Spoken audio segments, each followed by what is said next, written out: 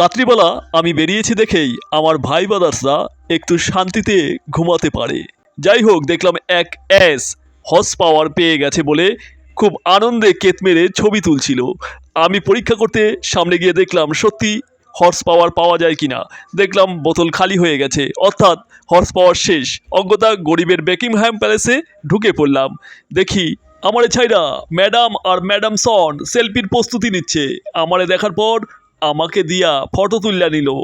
কথা না বাড়িয়ে আমি মা দুর্গার অপরূপ প্রতিমা দর্শন করতে লাগলাম। একটু খেয়াল করে দেখলাম মা দুর্গার অস্ত্রগুলো কারা যেন লুকিয়ে রেখে যুদ্ধ নয় শান্তি চাই বার্তা দিচ্ছে। ওখান থেকে বেরিয়েই আমার সিকিউরিটি গার্ডরা আমাকে গার্ড অফ অনার দেওয়ার উদ্দেশ্যে দাঁড়িয়ে আছেন। মনটা ভরে উঠল। অন্য পাশে তাকিয়ে দেখলাম এই প্রেমিক যুগল সকলের সামনেই রাসলীলা চালিয়ে যাচ্ছে। আমি লজ্জা পেয়ে আমার গন্তব্যে যেতে লাগলাম। দেখি সিকিউরিটি গার্ডরা আর নেই, নিচে বসে রেস্ট নিচ্ছেন। যাই হোক, আমি মাতৃ প্রতিমা দর্শন করতে লাগলাম। এরপর অপর প্যান্ডেলে গিয়ে দেখি জঙ্গলে এক রূপসী সেলফি তুলছেন। এদিক ওদিক বেশি না তাকিয়ে ভিতরে প্রবেশ করে মায়ের অপরূপ রূপ দর্শন করতে লাগলাম। পাশাপাশি ছোট্ট কিউট মাটাকেও দর্শন করতে লাগলাম। অপরূপ সুন্দর মাতৃ প্রতিমা, মুগ্ধ হয়ে গেলাম। ওখান থেকে বেরিয়ে এসে দেখি এক প্যান্ডেলের গায়ে লেখা ছিল বাড়ির আশেপাশে জল জমতে দেবেন না, কিন্তু পাশেই দেখলাম বালতি বালতি জল জমিয়ে রেখে ফায়ার লিখে রেখেছে।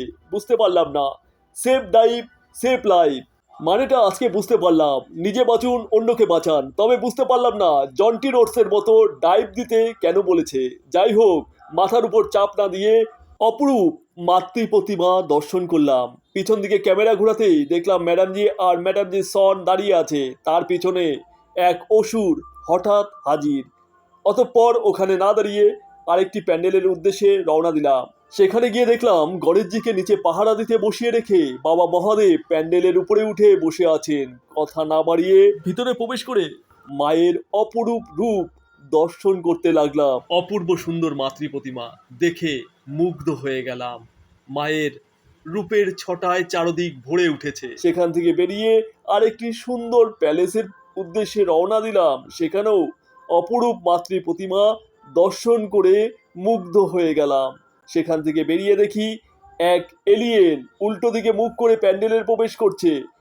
ঢুকতেই দেখলাম বুদ্ধদেব বসে আছেন, আমার জন্য অপেক্ষা করছেন। এদিক ওদিক ভালো করে ভিডিও করে সেখানকার অপরূপ মাতৃ প্রতিমার দর্শনে মুগ্ধ হয়ে গেলাম। ঘোর ফিরতেই দেখলাম প্রতিমার পাশে ছবি তোলার জন্য বউপোলা সুন্দর করে দাঁড়িয়ে আছে। ধন্যবাদ সবাইকে এই ফালতু বকবাস শোনার জন্য।